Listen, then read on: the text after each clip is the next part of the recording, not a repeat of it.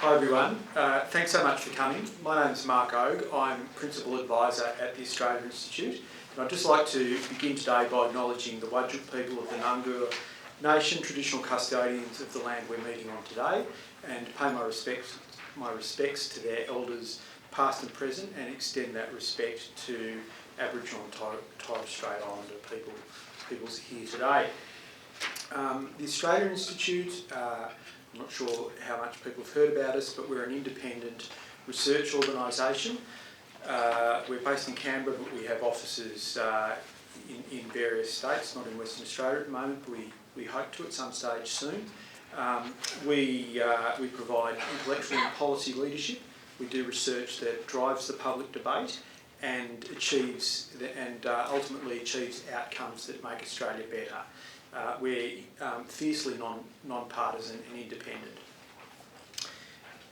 When I was much younger, I had absolutely no interest in the oil and gas industry. It's a fair while ago now, but if you'd asked me back then about my interests, would probably have been the last thing I'd be interested in. But now, pretty much every day of my life, I'm taking I'm dealing with or looking at the oil and gas industry. And it's not because it's a particular interest of mine, it's just that it actually has a huge impact on me and all of us here and everybody around the world, because the oil and gas industry is the primary driver of damage to our climate around the world, along with the coal industry. So what the oil and gas industry does and what our governments allow the oil and gas industry to do is tremendously important. And that's not to have a go at people who work in the oil and gas industry. Prior to us understanding climate change, well, it's still an important energy source. The problem is it needs to be phased out, and it can be phased out, but the oil and gas industry don't want to do that, and they're blocking that. And so it's just really important that that it doesn't carry on because it's so enormously destructive. Another reason that we need to take a keen interest in the oil and gas industry is that it has an enormous hold on our political parties, right? It's really undermining our democracy. The influence of the oil and gas industry on the Australian government and governments around the world, and the government in Western Australia is a really huge problem. They have a vice-like grip on both main political parties, and that means that, and they're fighting tooth and nail to expand rather than wind down, and that's a threat to all of us, like literally an existential threat. Part of the way they exert that influence is through a really well-orchestrated campaign of, I'd say, misinformation or misleading information. And that's around the impacts of gas on climate change, or the impacts of gas on our climate. I think they really mislead people on those impacts, and they also mislead people on the economic impacts of climate, economic impacts of oil and gas production, just by claiming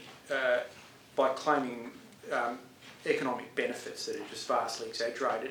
And that's important because that's the reason that's how they're able to convince in large part, how they're able to convince our elected representatives to do what they want them to do and to bring the population along with them.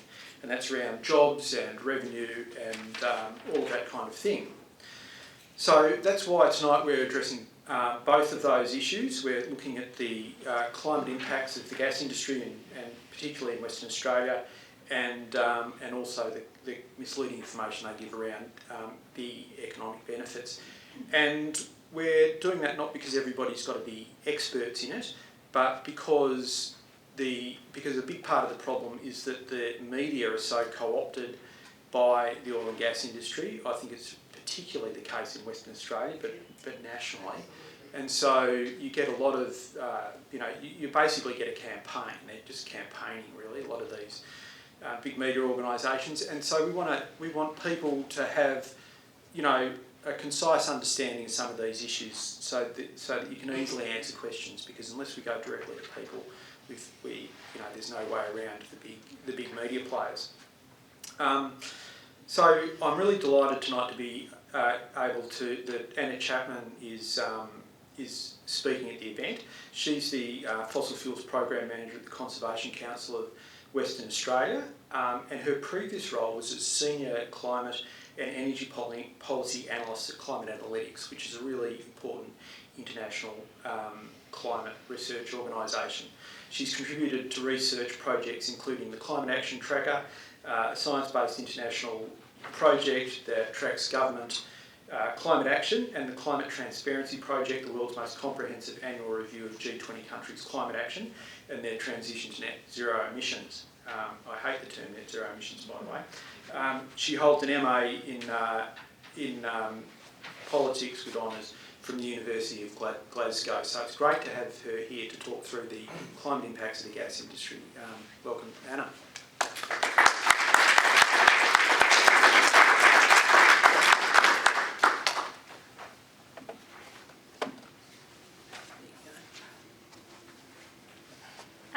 Well, thank you, Mark, and thank you to the Australian Institute for inviting me to speak here today. As Mark said, I'm from the Conservation Council of WA, and if you're not aware of the Conservation Council, we're the peak environmental and conservation body for Western Australia. I want to respectfully acknowledge that we're on Wajak Noongar Budja, and pay my respects to elders past and present. So just to have a quick run through of what I'm talking about today, I'm just going to go a brief global perspective of the science, then the climate impacts in Western Australia, and thank you all for coming out this evening through the quite severe heat wave we're having at present. I'm going to discuss the plans for new projects, particularly focusing on the Northwest Shelf and Browse Woodside projects. I'm going to go over some of the myths that we're hearing in the news right now, what are the solutions, and what we can do about it. So in terms of the science, I'm just going to look over here because it's very, very small. In terms of the science, we've got the Paris Agreement was agreed to globally, many different nations in 2016, and they all agreed on a long-term temperature goal of reducing emissions so we can have a climate that's 1.5 degrees above pre-industrial levels. As it stands, the world has warmed to 1.2 degrees. So this is from a UN report, the Emissions Gap report, that's recently released, and you can see here that blue line from the side of the graph has COVID impact and then a rebound, and then that's the current policies, that blue line. The green shaded area is what a 1.5 degree compatible range would be. Blue is 2 degrees. We're aiming for 1.5, and so you can see the current policies are on track, or not on track, more on track for a 3 degree world, which would be catastrophic for climate implications for the planet. And so the graph also shows we've got unconditional nationally determined contributions, which is just the climate commitments that nations have made.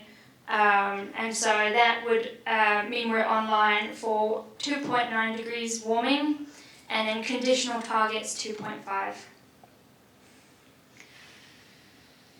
So science shows that all fossil fuels must decline imminently for a 1.5 degree world. And the IEA, the International Energy Agency, in its net zero emissions roadmap calls for the end to new fossil fuel developments, as further developments would be inconsistent with the Paris Agreement long-term temperature goal. Gas use needs to be declining already at 2% per year towards 2030, with a declined acceleration of 8% per year globally between 2030 and 2040. So this is the science that really highlights that if we need to get on track, we need to start reducing our gas use.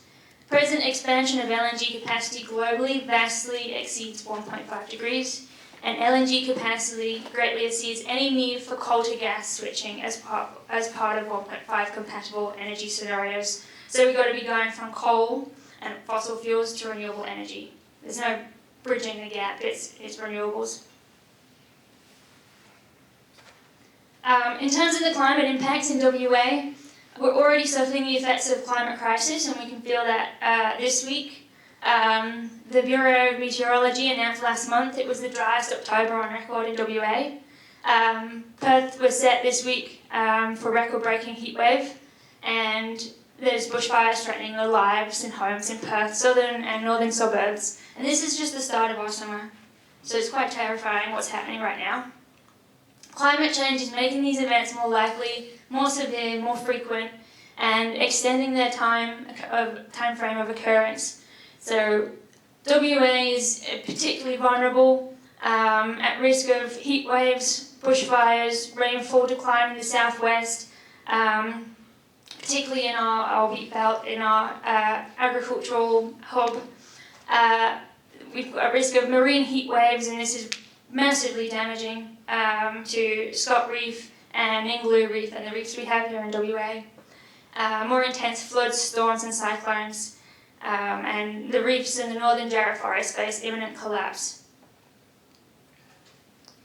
And so in terms of WA emissions, it's particularly a poor show when compared to other states and even national targets. So despite overwhelming scientific evidence to support reducing emissions and quickly, WA is expanding its most polluting industry. So we're the only state in Australia whose emissions have increased since 2005. And so we've got this national target of reducing emissions 43% from 2005 levels by 2030.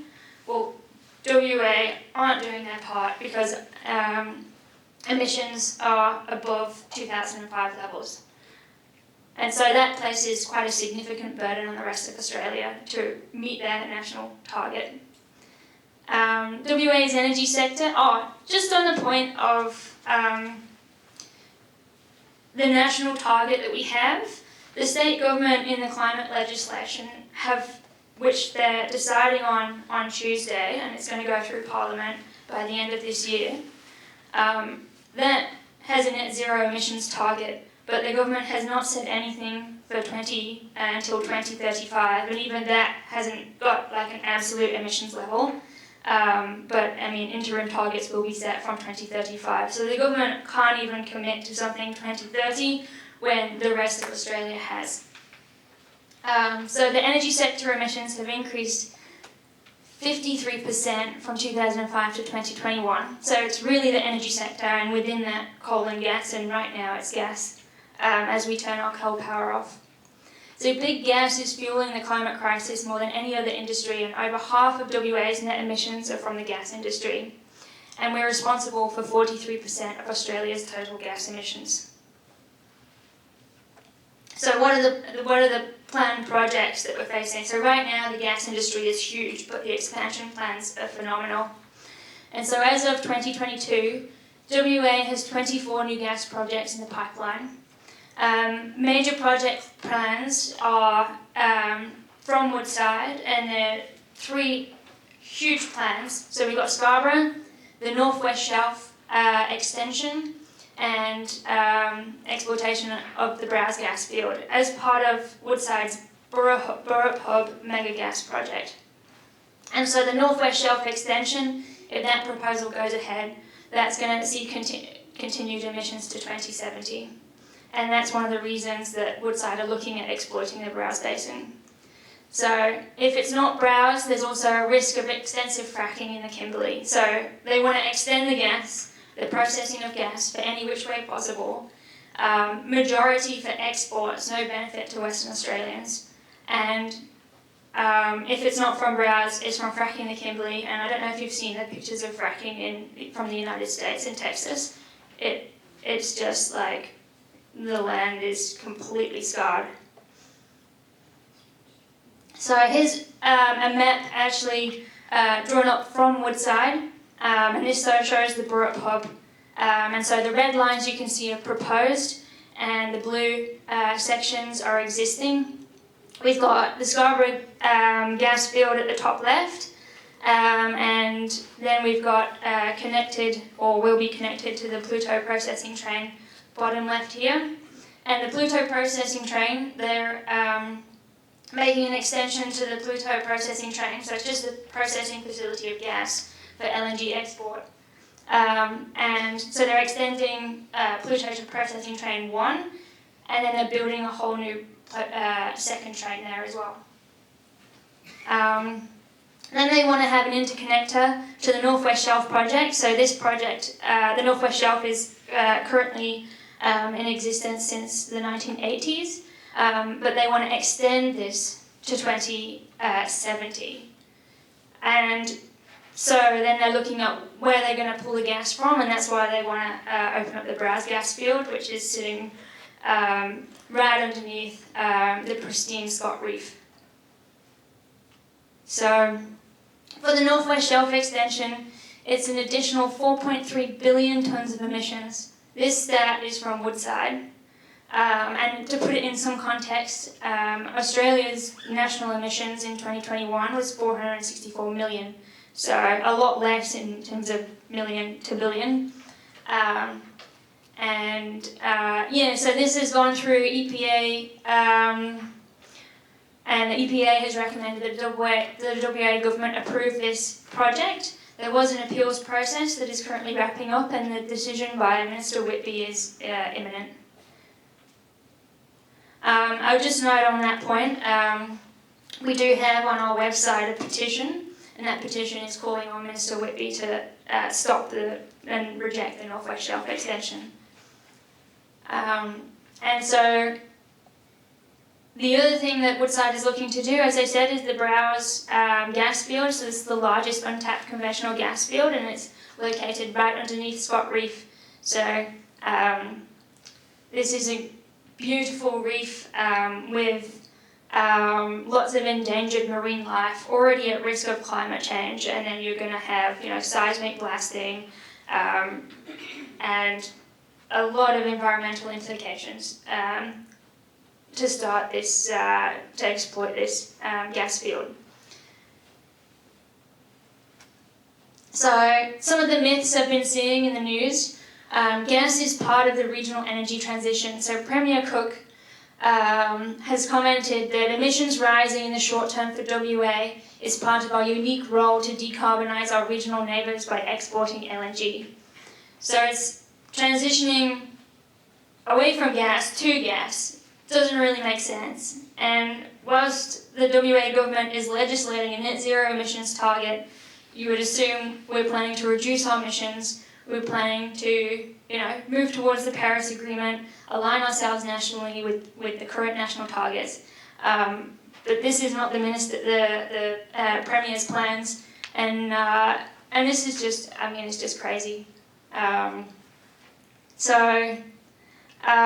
of the things that, a leaked CSIRO report says that Australian gas could actually extend the use of coal, displace renewable energy, and increase emissions in Asia. So it doesn't provide any benefit to our regional neighbours, nor Western Australia.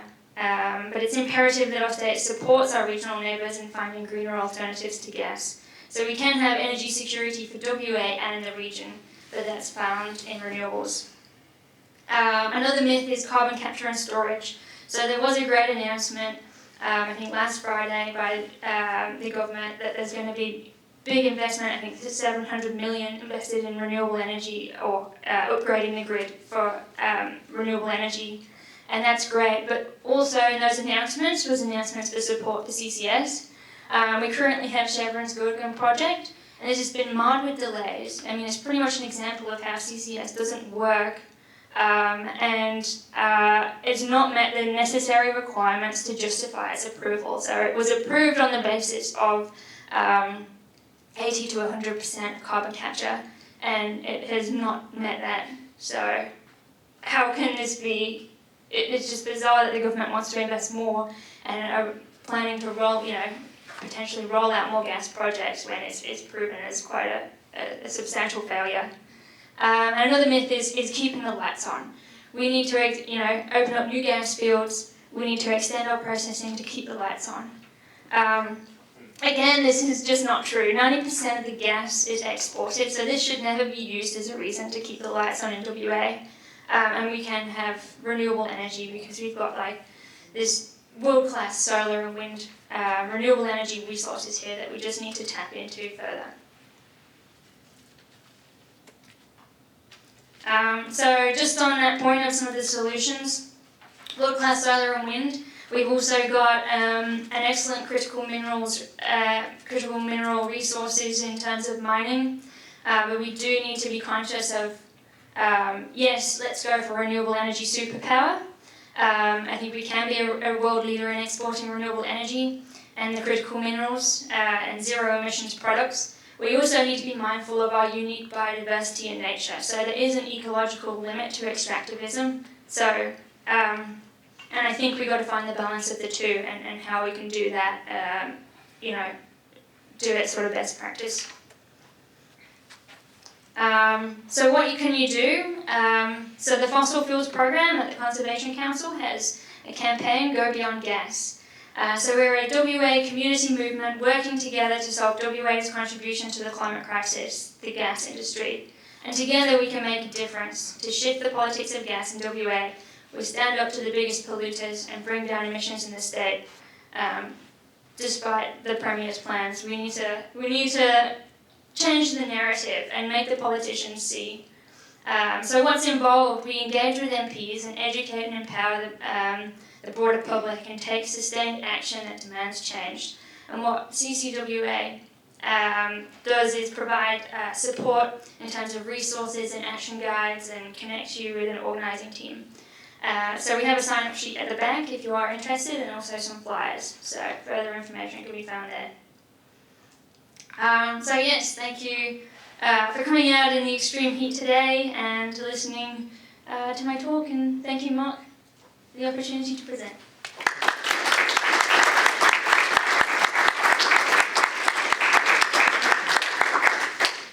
Great, thanks, Anna.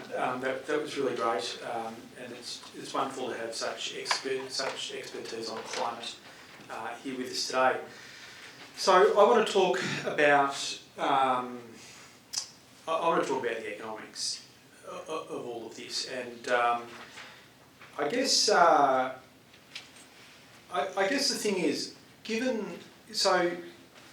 don't think I said this before, but Western Australia is the biggest LNG exporter in the world. Did I say that before? Yeah, I ran through it. Oh, I didn't say that before. Okay, sorry. Australia is the biggest LNG exporter in the world. Western Australia is more than half of that comes from Western Australia. And I shouldn't say it's Western Australia exporting the gas, because it's not really. It's a handful of global oil and gas giants, but our government's allowed them to do it, right? And these are massive global companies. Even Woodside is a global oil and gas company, operates around the world, is owned by interests all over the world. So, it's a huge amount of gas. You would think, given the huge amount of gas that is exported from Western Australia and the emissions implications of that there'd be a whole lot of benefits, economic benefits for Western Australia. Western Australia, and Australia in general, I should say, acts like a petrostate, right? Petrostates do what the oil and gas industry wants them to do, but there's a clear distinction between us and other petrostates. Other petrostates get benefits out of it, right? We're unique in giving the oil and gas industry everything they want and getting very little out of it. Just on that, I just want to pick up on the point that Anna was making about gas use, and I'm not really saying anything different, but it's just a sort of a representation of it. This chart represents how gas is used in Western Australia, and the blue bits at the bottom are the uses in just domestically in Western Australia, so minerals processing, mining, industry, power generation, etc. And this is just how high the bar is how much gas. The red bit is LNG exports, right? So it's all about LNG exports. But the interesting thing is that the largest gas user in Western Australia is the LNG industry processing gas for export. And that's the black bit up the top there. They use 3.5 times more gas than we use for electricity generation here. So this nonsense about needing to keep opening up these massive export projects to keep the lights on in Western Australia is just ridiculous. And that whole chart, that bar there, is about 50 times the amount of gas we use for electricity generation in Western Australia. So it's absolutely all about exports. And I've got another chart here that just looks at the emissions, and I just want to put what Anna is saying into context. So these blue bars are all the emissions from all the power stations in Australia. So you can see Collie there. I've left someone off so that I can fit it, but Mudja, is amongst these calculations. And so that's the annual emissions from all those power stations. That's the annual emissions from the expansion that Woodside's proposing at Barra Pub. Not the total emissions at Barra Pub, the expansion, 112 million tonnes a year. And that is the equivalent to opening up 30 new Mudja power stations, which is the biggest power station in Western Australia. So you think that we're doing all of that damage, that we'd have a lot of jobs. Well, the oil and gas industry in Western Australia employs 0.6%, about 9,500 people, about 0.6% of the Western Australian workforce. And a lot of them would be international FIFO workers. The oil and gas industry talk endlessly about how many jobs they create, and that's because they don't create many jobs. The engine of jobs in this state, as it is in the rest of Australia and pretty much all of the world, is health, education, retail, and the public service. That's where jobs are generated. And even if you double the amount of oil and gas jobs, it's still going to be noise in the total amount of jobs. And if you look at throughout the mining boom, if you look at just how the growth of jobs in Western Australia, you wouldn't be able to tell where the mining boom is, because most of it is displacement from other industries. The oil and gas industry pays very high wages, as you know, so they poach skilled workers from other industries. So they don't require many workers, but they require skilled workers, because training is not something they do. So they poach them from other industries, which is enormously disruptive to other industries. And then those other industries have to, like manufacturing and agriculture, have to compete with multinational oil and gas companies to get skilled labour. So the overall effect is that it displaces jobs in the rest of the economy. So it's a bit rearranging the deck chairs rather than actually providing overall jobs growth.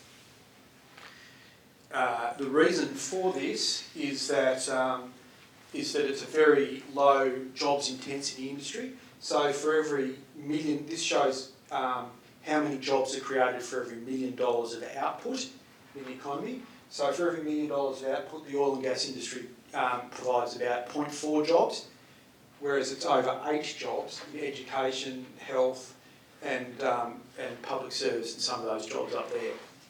Now, the gas industry often says, well, yeah, we don't directly employ that many people, but there's all of these indirect jobs. And the idea there is that oil and gas workers go out for dinner, buy cars, the oil and gas industry builds LNG facilities and other infrastructure, and buys stuff to operate that, right? But what it doesn't say is that teachers also go out for dinner, buy cars, work in schools that need to be built, which by construction workers, and similarly nurses do the same and work in hospitals that need to be built by construction workers and require all sorts of inputs through the rest of the economy. Right, so it's not just the oil and gas industry. In fact, the oil and gas industry is notorious for sourcing its inputs from overseas. So, for instance, all those big LNG terminals, They design them in Singapore and Houston, it's Bechtel. They build them in the Philippines and Malaysia, and they float them over and bolt them together here. They'll go to virtually any length to get their supply, their capital, their machinery and infrastructure from overseas. But the gas industry,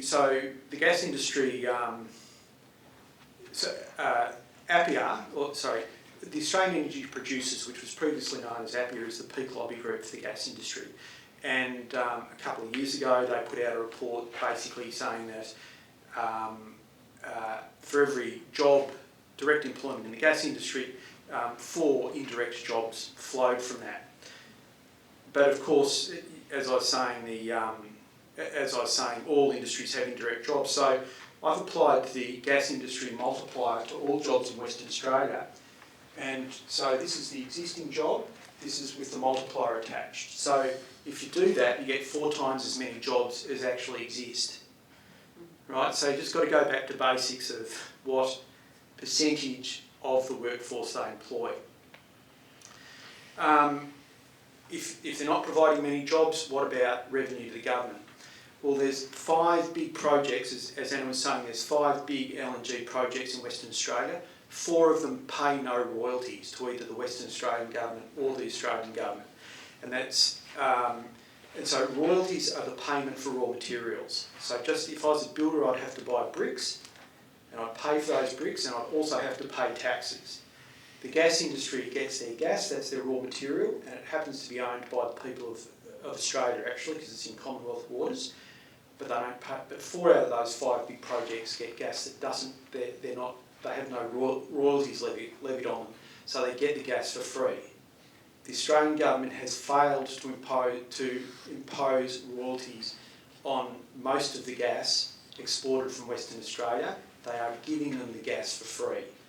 Now, one project does pay some royalties, and that's North West Shelf, and the Commonwealth collects that. It's a historical thing, and the fields that are subject to those royalties are depleting, and so it's going down all the time. This year they're expected to collect enough.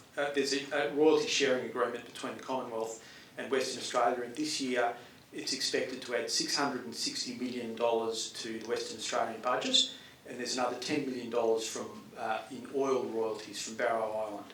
So $670 million total. You can see it represented here compared to the Western Australian budget. It's about 1.7% of the Western Australian budget, significantly less than motorists contribute through car registration.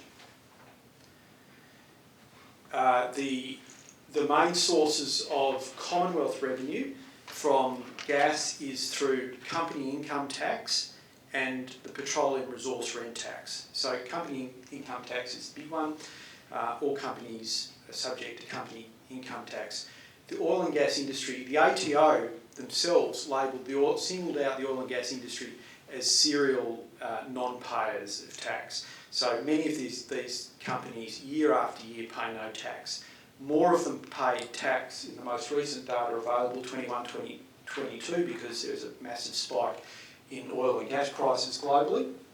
But Exxon still paid no tax on $15 billion of revenue. Woodside paid some. That's because the North West Shelf has been going for longer, and so it's harder for them to write stuff off. Chevron paid a tiny bit. Shell paid about $100 million on I think $9 billion of profit. So altogether, that came to I should say those are the big 4. They're the 4 largest LNG export operators in Western Australia. We can't disaggregate the figures to give a total. These figures to give a total for all gas that's exported from Western Australia. But those big 4 companies, the 4 largest companies, paid on average enough to pay about $1.7 billion. 3 of those companies, Exxon, Shell and Chevron, paid no petroleum resource rent tax. Woodside paid about $800 million. And in total, I've compared the total, which is about $1.7 billion, to the $483 billion Australian budget, and it's about 0.4%. So it's invisible on this chart. So I'm not sneezing at $1.7 billion, but it's noise in terms of a contribution, in terms of what's paid by everybody else in terms of taxes. It's much less than beer drinkers contribute with the beer excise. So claims that we need the oil and gas industry to keep the country running are ridiculous. So they're the key points I really want to make. I think it's, I just think it's important that we understand these things in order to talk to people about it and to try and debunk the myths that the gas industry is putting out there. I've got I left a fact sheet on your seats there, and if you there's a QR code on that, and if you click on the QR code, it'll take you to a longer report which has all of these graphs and all of the references and an explanation. So we'd just like to have that so that you can go to the material and actually see the references and be confident that the research is robust. So I'll just thanks everyone for the opportunity, and we're happy to take some questions if people are up for it. Okay.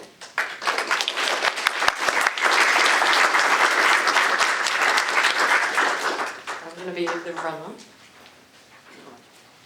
I'll come back. That was fabulous. Thank you very much for that. It was a much needed inoculation against the bullshit, torrent of bullshit that we're getting from Woodside. Probably everyone who gets a free rag through the door has got this double page spread with all of their so-called highlights and what they provide for us, most of which could be immediately discounted. But they do talk about they've got somewhere, we'll pay over 19 billion, blah, blah, blah. I've got my glasses on. But and there's nothing there about over what time period. I mean, it's probably 40 years or something, and which kind of reflects into your data there. So, I don't know. I'm just commenting on. We need this information to counter this stuff that we're getting, and so thank you for helping provide. No worries. Thanks very much. I think we've only got one mic, so I'll just talk loudly. But no, thanks for that. I really do hope it's helpful, and I really do hope it's presented in a way that's useful to people. So we always welcome feedback as well. And the $19 billion, who knows where that comes from? There's no references, unlike the material we provide. There's no references on that. And when you so they could be talking about anything. And I've read that, and it's mostly just completely fluffy. It's just kind of all sort of vague comments about how fabulous the gas industry is for Western Australia without any evidence or any specifics. So I think that's the only the 19 is the only actual number in there. So yeah, ridiculous. Thank you both for presentations. They're both great. One not serious question and one serious question. Considering, as you said, with the amount that comes in from beer excise versus the oil and gas industry, should we replace the fuel excise rebate with a beer excise rebate? So we can all claim getting drunk on our taxes. And then the second question was, considering the link between the media, the fossil fuel industry and the government, and the fact that for them, clearly the system is working exactly as they want it to, it's benefiting them, it's not benefiting us, what practical changes do you think would be necessary in order to fix the system rather than just policy change to fix the immediate problem of fossil fuels and things like that? So, with your first question, I absolutely support that, of course.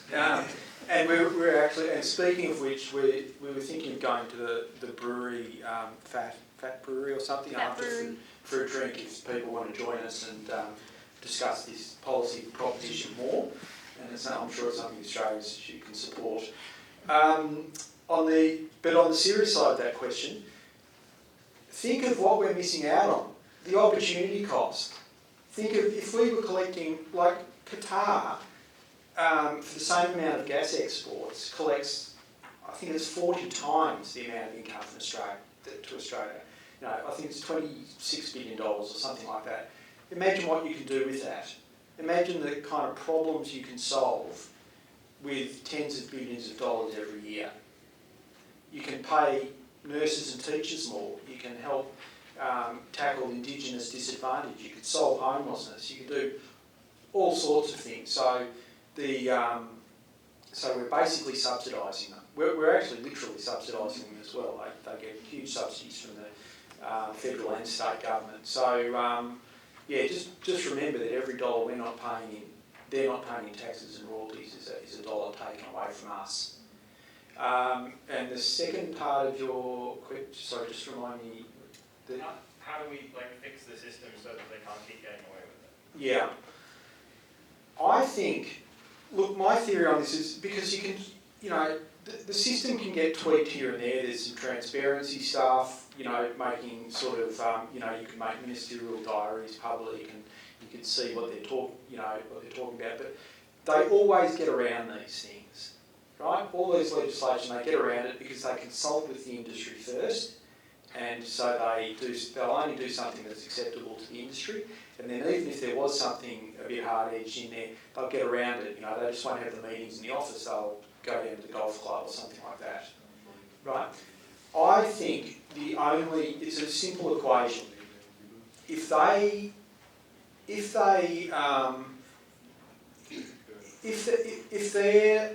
we have to make it toxic for them, for these politicians to be seen to be obsequious to the gas industry.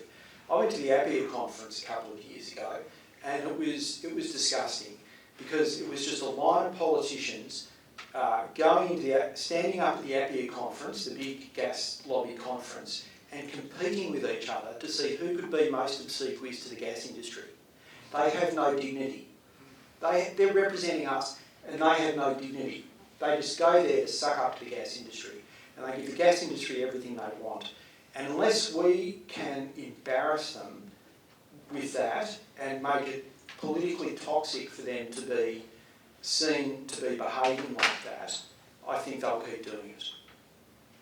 You know, there's just a complete lack of transparency. So, you know, it's a communications campaign.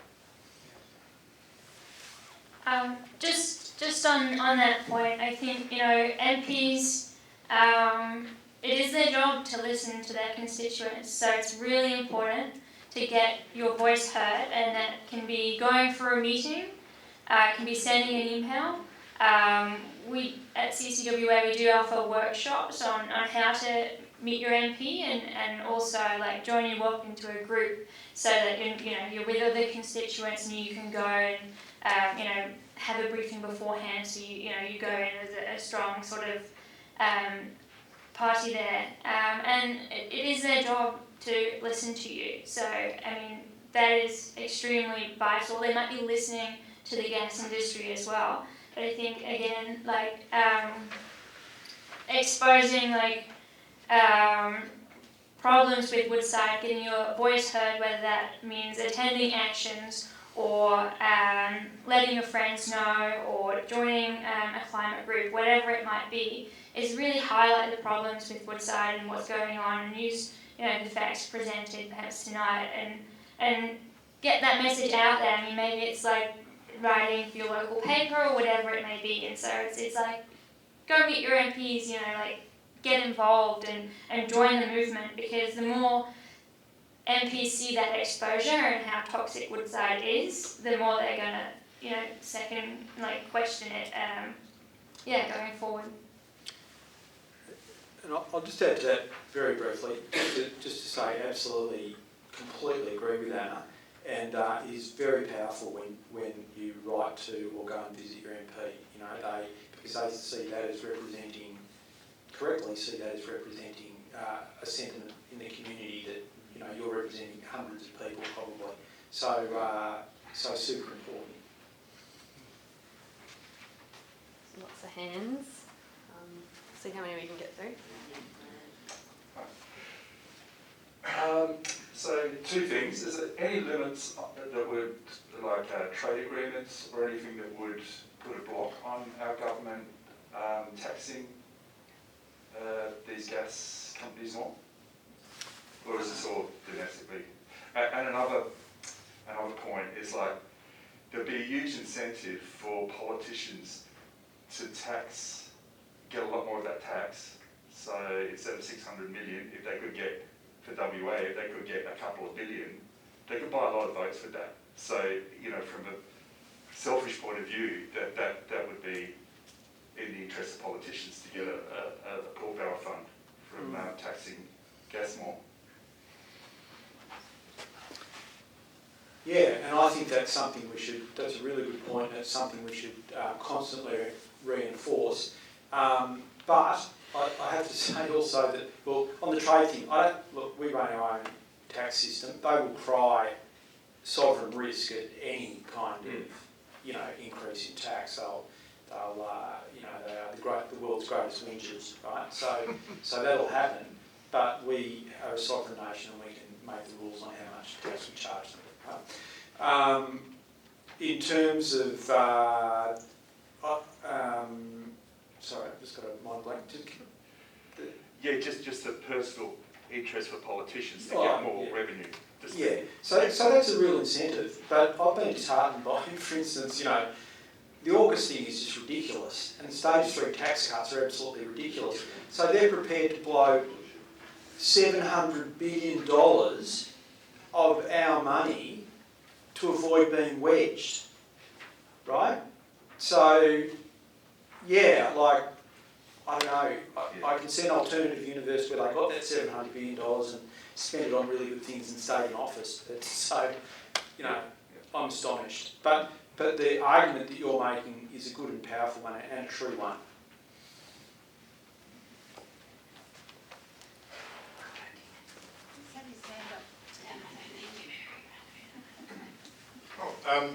You've shared some very powerful information.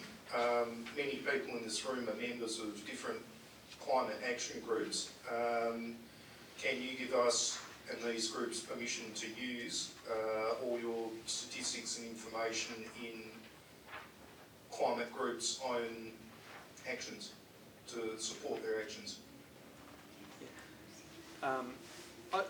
Not just permission, I actively encourage you to, and hopefully we try and make it as accessible as possible. So as I was saying before, if you click on that, I don't like to give out information where you can't check, can't see the context. But if you click on that, if you scan the QR code, that'll take you to a report that has all of those graphs, and please, get it out far and wide. And we're to the extent that we can, we're happy to help you with that as well.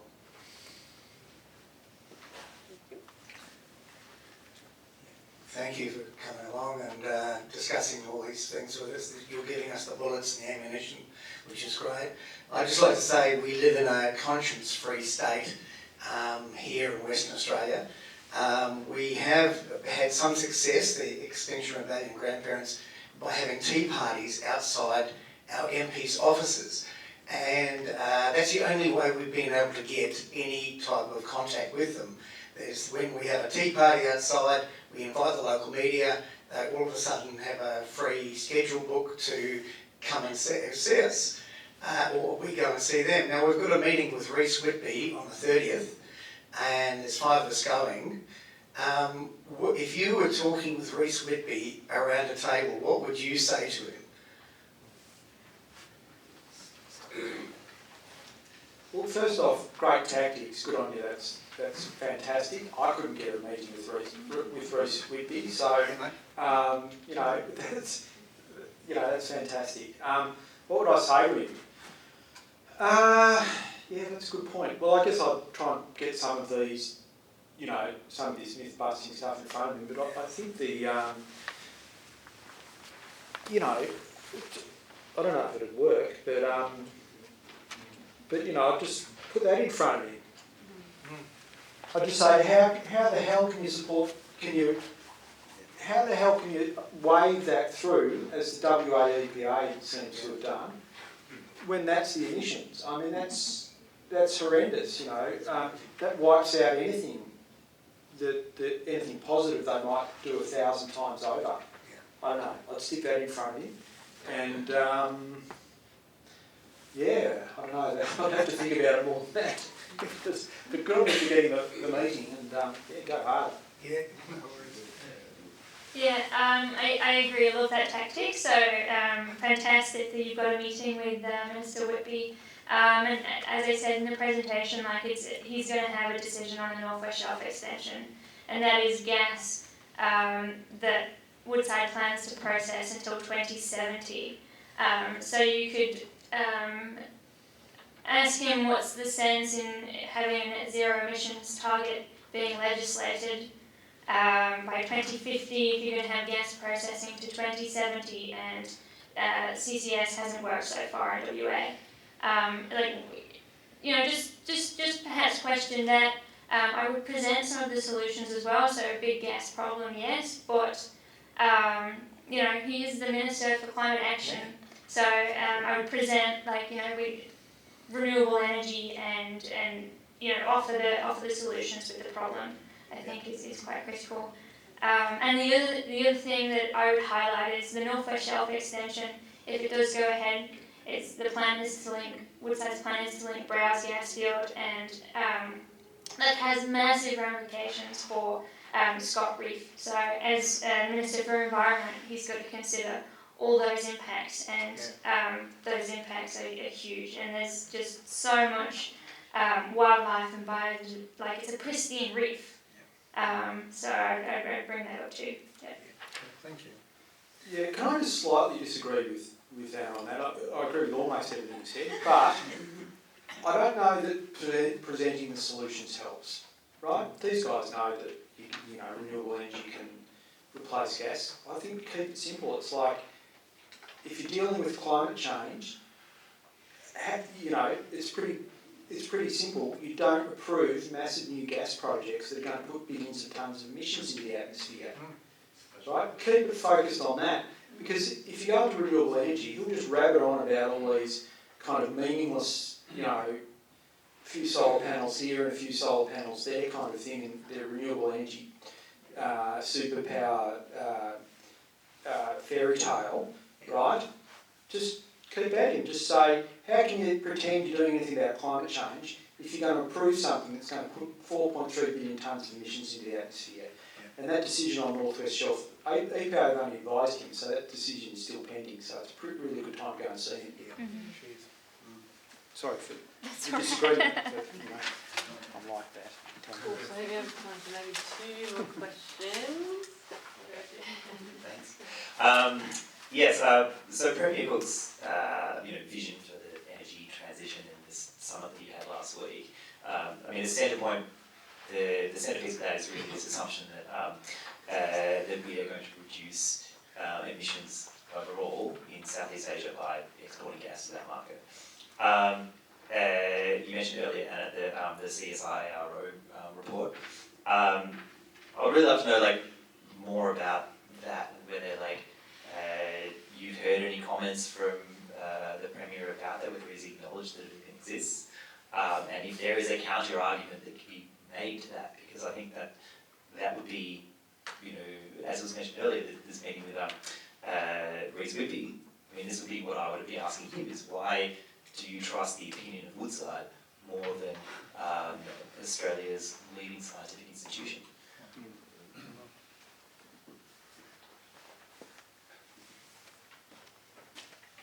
I think so I would encourage you to go and have a look at the CSIRO report, but the Premier doesn't seem to have anything to back up his point of emissions rising for the benefit of our regional neighbours, right?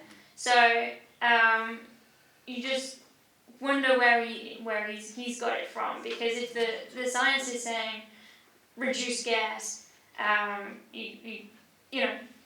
that's going to happen on a global scale. So that particularly means no new projects. And so for him to say emissions increases for the sake of global decarbonisation, like it's just not logical. So I think there's evidence on the other side, like you've got the whole climate science, you've got to reduce emissions. But it's like one state within Australia that's like sort of the lone wolf doing the complete opposite.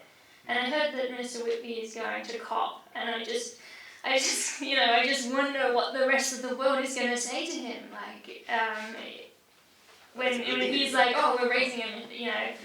What about Saudi Arabia? raising him, like for this, a state minister to go and say, oh, the emissions increases for the sake of the planet. People would just be like, what a balloon. Yeah. Yeah. Oh, it's straight from the oil and gas industry. Like it's just parroting. They just parrot these lines. I mean, I'm just repeating Anna really, but the idea that you reduce emissions by increasing emissions, you reduce fossil fuel consumption by producing more fossil fuels is just absurd. I think we've actually just run out. Like it's 7 p.m. and I love to get people out on time, but we are actually, so you can come to the pub or you can come and